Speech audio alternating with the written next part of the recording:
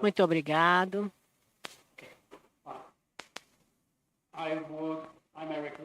Eu sou o Eric Root, mas em primeiro lugar, queria agradecer ao Glauco por me convidar para esse seminário, agradecer a Fiocruz por me receber. É uma honra participar e também agradecer à organização por todos os detalhes práticos. Queria começar a minha apresentação, que vai ser um pouco diferente do que está no programa, porque eu sou médico e eu vou contar uma história do ponto de vista das Big Pharmas, já que eu sou um cara da Big Pharma. Vai ser um pouco diferente, mas eu acho que chegaremos a um entendimento comum. Novos tratamentos médicos e a sua dependência da biodiversidade. Queria agradecer especialmente ao Cristiano de Marchelier, que ajudou nessa apresentação. É isso que eu vou falar, basicamente. O meu instituto, que é um instituto novo, pequeno, aqui está o prédio. A sua liderança é de Viviana Rovira, que é também ministra de Ecologia na província de Misiones, na Argentina. Essa província é uma província pequena no noroeste da Argentina, espremida entre o Paraguai e o Brasil. Representa 52% da biodiversidade argentina, o que é uma surpresa, porque é uma província pequena, 30 mil quilômetros quadrados, 1% da Argentina. Mas se deve ao fato dela ser coberta por 50% de floresta nativa, que é a floresta interatlântica, e 2/3 dessa floresta são protegidas. Então, é o maior remanescente dessa floresta interatlântica que existe hoje em dia. O nosso instituto tem 4 eixos estratégicos: biodiversidade e ciência, biodiversidade e saúde, biodiversidade e sociedade, que é a transferência de conhecimento para a sociedade, e biodiversidade e o gerenciamento de recursos genéticos, de acordo com o protocolo de Nagoya, e nós somos a autoridade concedente. Vou começar a minha história de como é uma história pessoal, né? De certa maneira. Tem a ver como que a natureza, por si, pode ser uma fonte de saúde. Hoje, nós acreditamos que reconectarmos com a natureza vai nos dar alguns benefícios, tipo reduzir o medo, a raiva, o estresse, melhorar os sentimentos agradáveis através da interação com a natureza. Essas interações têm que ser dirigidas e são menos intrusivas e mais eficazes em termos de custo do que a medicina ocidental tradicional. Precisamos de muitos estudos para fazer isso, esses NBIs, Nature-Based Interventions. Se você fizer uma revisão de alguns estudos, eles vão mostrar que há um desfecho positivo na saúde mental e física, fisiológica e também na parte cognitiva. Como? Como é que você pode ter isso? Podemos criticar isso? Claro. A maior parte está no norte global, né? E temos que ver como que isso vai nos afetar aqui no sul. Há estudos pequenos, com 36 participantes, estudos que são observacionais. Os de intervenção são muito pequenos e não são padronizados. O desenho do estudo é variável. Os desfechos não são padronizados, não sabemos como que isso se compara entre um estudo e outro. Esses estudos também não oferecem nenhuma orientação em relação a como implementar esses benefícios do NBI. Não ajuda no planejamento do bem-estar urbano. Então, precisamos de mais estudos. Precisamos pensar melhor em como fazer isso. A outra parte que eu acho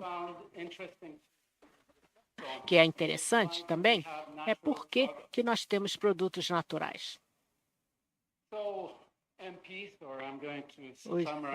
Eu vou resumir produtos naturais como NP, produtos naturais, que são resultado de um desenvolvimento. É um processo evolucionário. Ele se encontra em todas as formas de vida. Pode ser dividido em dois tipos, primário e secundário. Metabólitos primários e secundários. Os secundários são os que nos interessam, né? Porque transportam sinais e são armas competitivas para a guerra química entre as espécies. Esses secundários são os que afetam a gente como produtos naturais na biomedicina. Há 4 grupos químicos. O alvo é o processo biológico essencial. O potencial terapêutico dos produtos naturais tem sido reconhecido pelos seres humanos e identificado por animais. Os humanos, né, o que nós fizemos foi desenvolver medicamentos, né? E os animais, eu estou indo muito rápido, né? Como é que a gente usa esses produtos? Os animais identificaram as coisas boas que tem na natureza e nas plantas. Então, eles usam isso para tratar parasitas. Aqui tem uma lista de animais, eu não vou ler nem entrar em detalhes, porque é muito chato.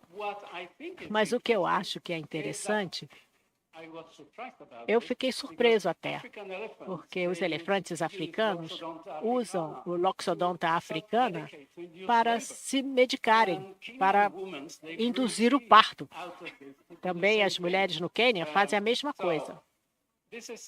Então, esse esquema aqui, esse diagrama, é um estudo, uma explicação de como isso acontece. E isso é importante para os ruminantes, principalmente. Eles ingerem e se livram dos parasitas. Sentem um alívio e identificam isso vendo e pelo cheiro. Tem uma sensação boa e é assim que a gente cria um ciclo virtuoso. E os humanos? Os humanos têm uma maneira semelhante de fazer isso, né? Já que há a transferência de conhecimento intergerações.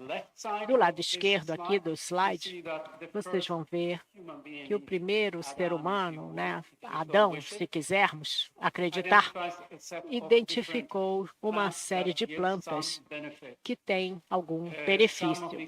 Algumas dessas plantas são tóxicas, outras são menos tóxicas, e algumas só têm um efeito terapêutico bom.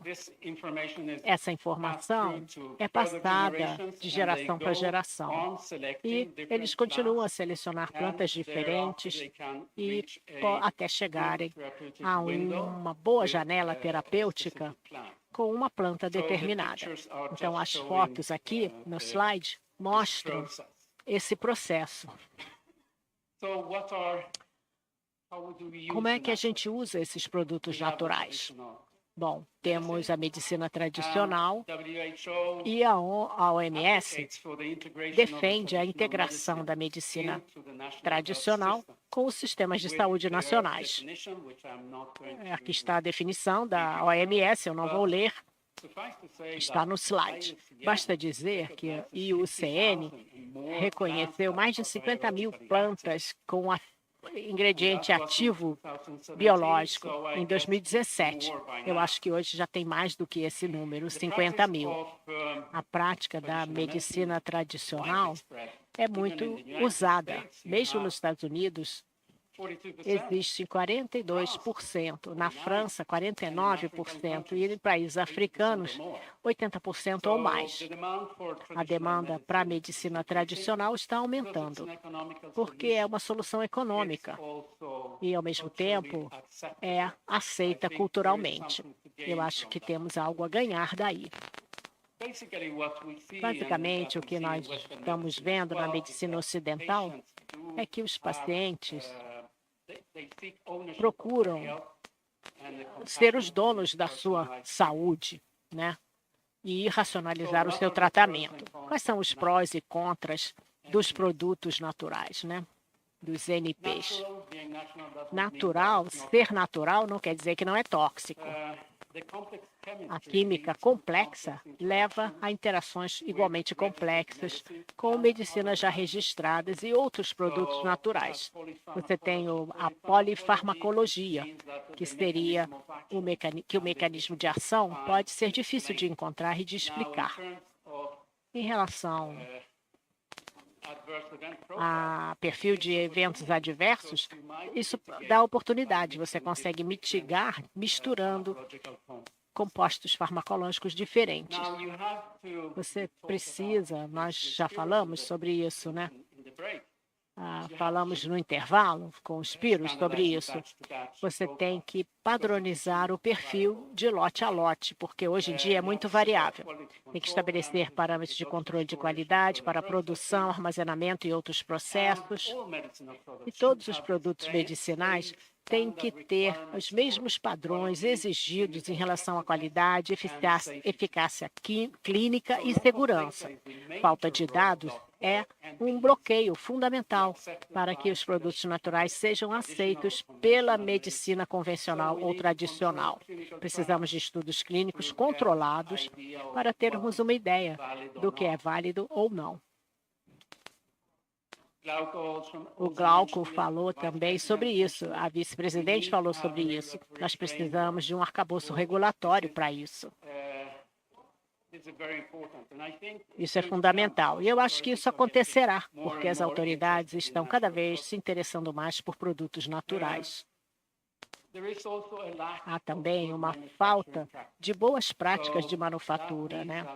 Isso significa que, na verdade, não há um bom controle em relação à contaminação, como resíduos de pesticida, adulteração e identificação errada desses produtos. Precisa haver rastreabilidade desses produtos, né, desse material. Bom, a indústria farmacêutica e os produtos naturais. A purificação de produtos naturais contra a indústria farmacêutica, né? Temos alguns exemplos. A morfina, por exemplo, foi purificada em 1805 e vendida pela Merck. Foi um grande avanço para a medicina, como sabemos. Foi patenteado, a Bayer patenteou a aspirina em 1899 e ainda é uma droga válida e valiosa. A quinina teve uma história diferente. É uma droga boa, ajuda a tratar a malária. E a companhia holandesa percebeu isso e tem o monopólio desse produto.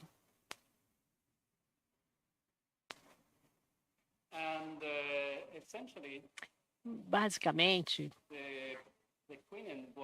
a quinina foi o resultado desse monopólio até no meado do século XX, quando Janssen começou a vender os derivados de quinina.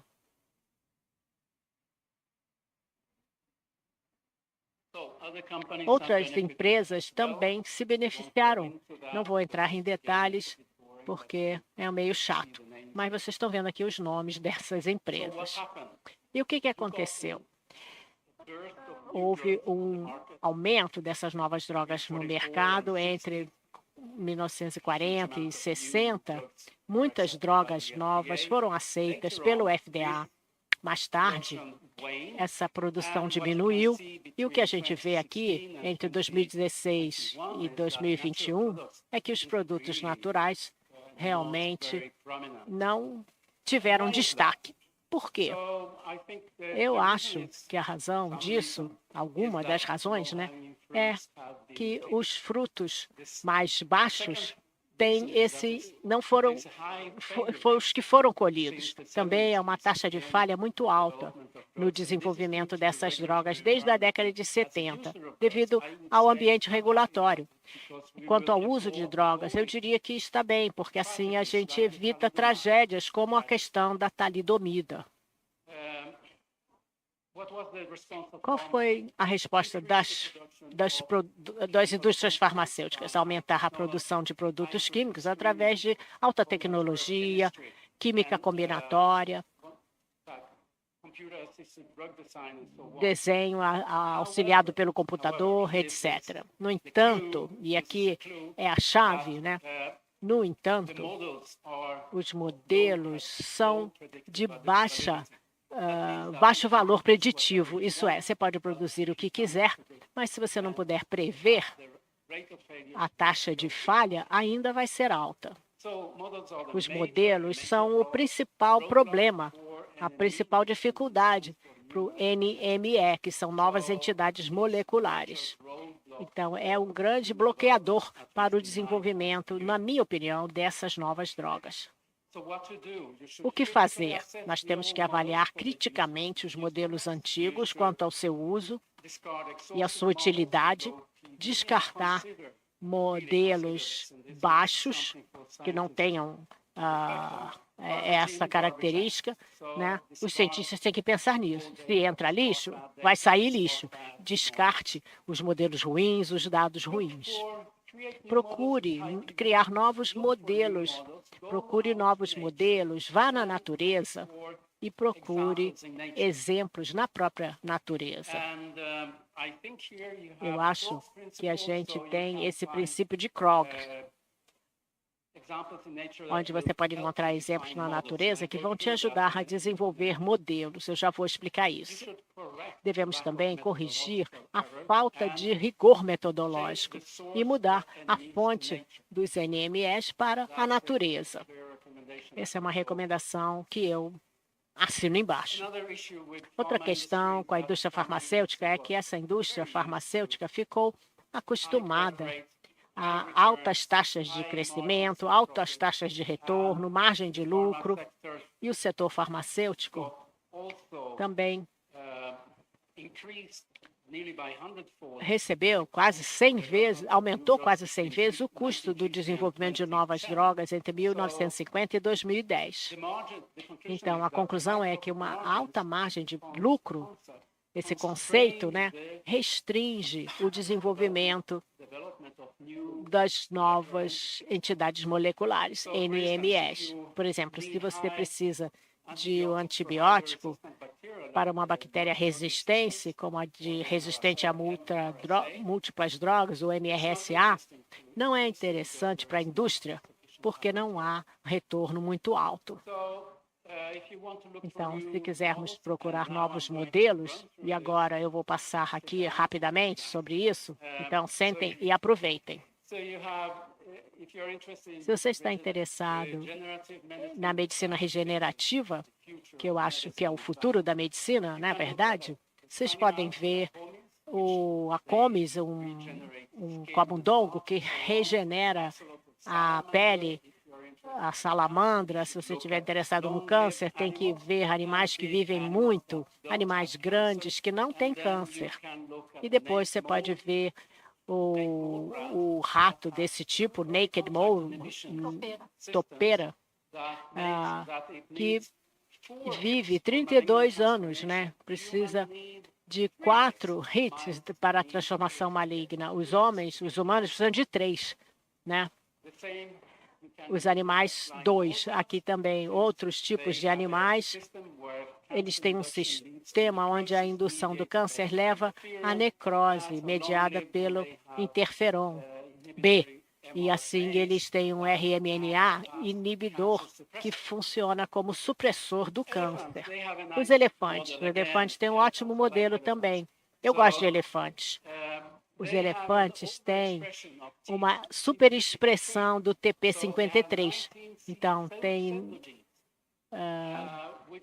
alguns genes que bloqueiam o desenvolvimento desse gene, desse animal enorme de 3 toneladas. As baleias também, 20 toneladas. Elas não têm câncer.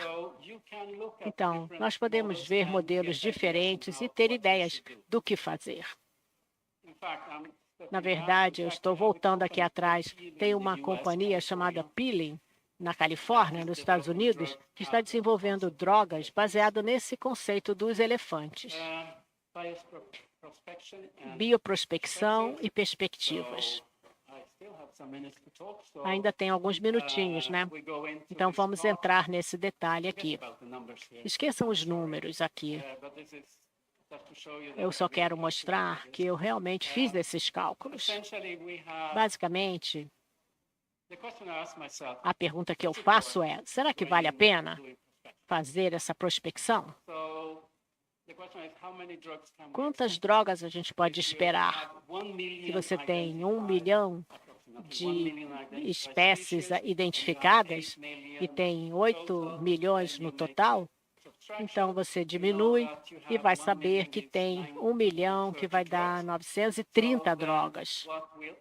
Então, 8 milhões vai dar quanto? 8 milhões vai dar 7 mil novas drogas, que podemos esperar identificando essa nova espécie. Se você procurar outros cálculos, né?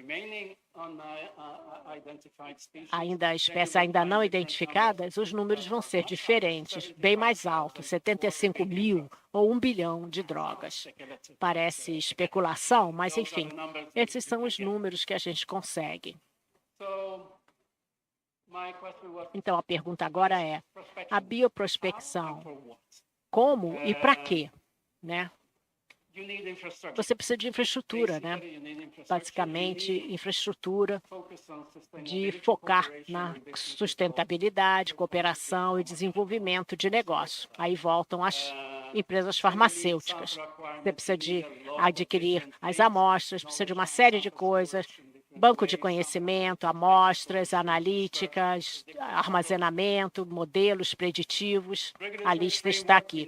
Arcabouço regulatório, a gente sabe disso.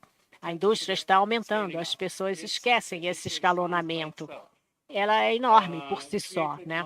Precisamos de uma geração do mercado criativo para esses modelos. Envolvem o venture capital, os anjos de investimento e investidores de longo prazo. Adquirir amostras. Não precisa explicar, né? Você tem que ir para a mata e procurar as amostras. Como armazenar essas amostras? Precisamos do conhecimento, de bancos de conhecimento. Eu já dei 2 exemplos, né? Da Biblioteca de Herança da Biodiversidade na Smithsonian, tem um outro na União Europeia semelhante a essa biblioteca.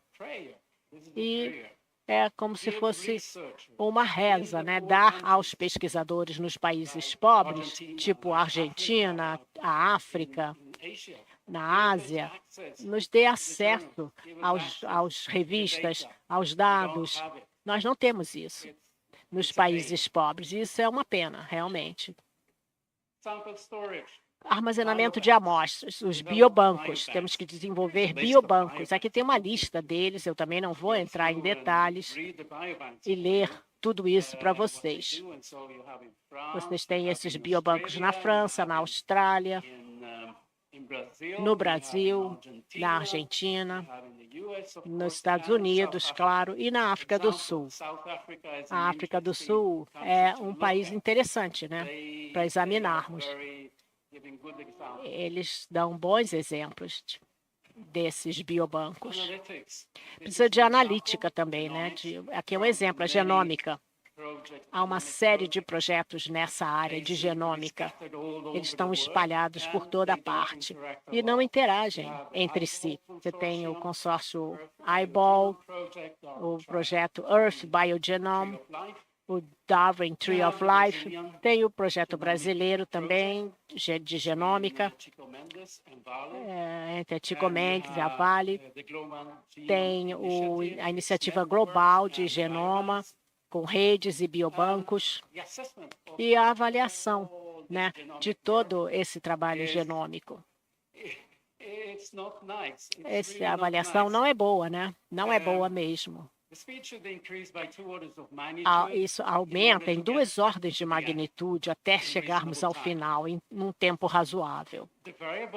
A qualidade também é variável. Isso não é bom. E outro problema é que 70% é feito por 3 países, Estados Unidos, China e Suíça, e 75% pelo norte global. a biodiversidade, prospecção nessa área, biodiversidade, né? Na Argentina, isso é feito pela plataforma de acesso à biodiversidade por Christian Demarchelier, com outros parceiros, e eles exploram a biodiversidade para produtos comerciais. É uma rede espalhada em toda a Argentina. Estamos vendo aqui no parte de cima, à direita, Misiones. Nós somos um nó dessa rede. E nós temos outro projeto de bioprospecção, financiada pelo Banco de Desenvolvimento Interamericano, o BID, que estuda a parte oeste do Amazonas. E aqui temos estudos de biodiversidade na Fiocruz também, pelo Glauco e pela sua equipe. Eles são uma rede também. Há um outro grupo em São Paulo que é mais focado na parte técnica. Tem 5 parceiros nesse consórcio de institutos bem conhecidos e renomados. Qual é o impacto do clima e da mudança climática na perda da biodiversidade? Bom, aqui está fora da minha área, né? Estou nadando em mares desconhecidos. Basicamente, eu vou me referir a um paper publicado recentemente na revista Science, que mostra a floresta tropical.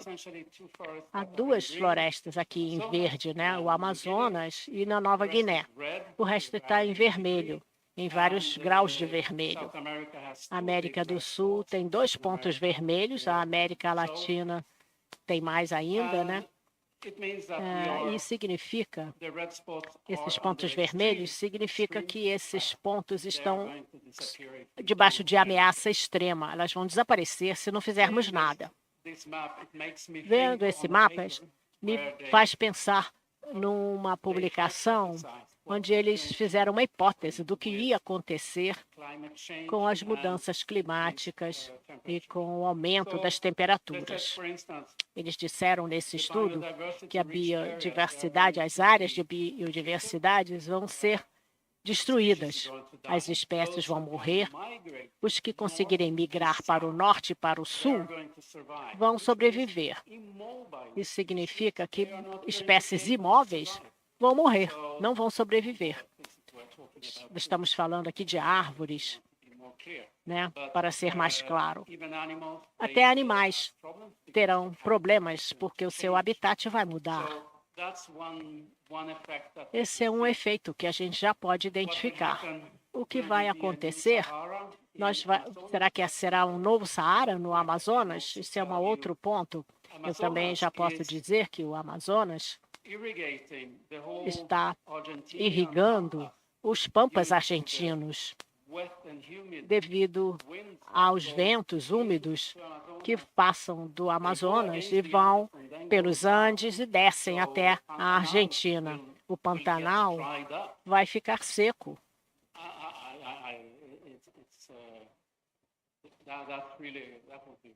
Isso seria péssimo, né? Isso aqui é para mostrar novamente aqui a nossa província Misiones. Aqui a Floresta Atlântica em 1940, comparada agora com 2018. Desapareceu até 90% ou mais. Terminando a minha apresentação, de acordo com o meu relógio, ainda tenho 10 minutos, então eu vou terminar isso a tempo. Em vermelho aqui é o que eu acho que nós temos que melhorar, onde eu acho que temos que melhorar muito. A pesquisa de função, o arcabouço regulatório, o escalonamento da indústria. Por que eu estou falando sobre isso?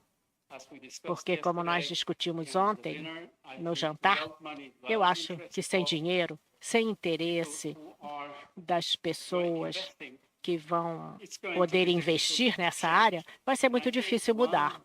E eu acredito que uma responsabilidade importante dos produtos naturais é justamente mudar a mentalidade das pessoas.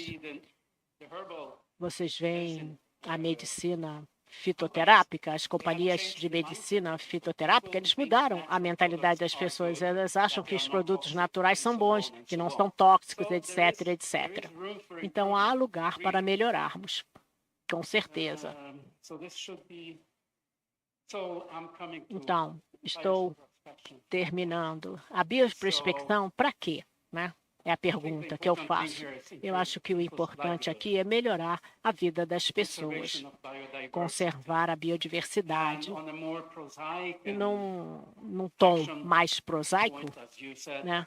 Como um ponto de ação, teríamos que criar novos mercados baseados em novos conceitos de produtos, mudar a nossa vida, da maneira como vivemos, pensar em novos usos de produtos de biodiversidade. Basicamente, nós temos que oferecer uma chance para que possamos sobreviver. Conclusões. Cooperação e coordenação devem aumentar em todos os níveis. O Norte global e o Sul global devem trabalhar juntos como parceiros, as parcerias devem ser justas, novas medicinas, olhar para a natureza. Isso é criar, é a chamada farmacologia criativa, guiada por estudos aos extremos fisiológicos do ser humano. Eu vou dar um exemplo.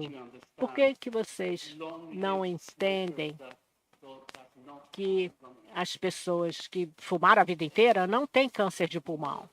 Quem explica isso? Quem já estudou isso? Identificar novos usos e criar mercados para produtos de biodiversidade. Então, comece a pensar fora da caixa. Muito obrigado pela atenção.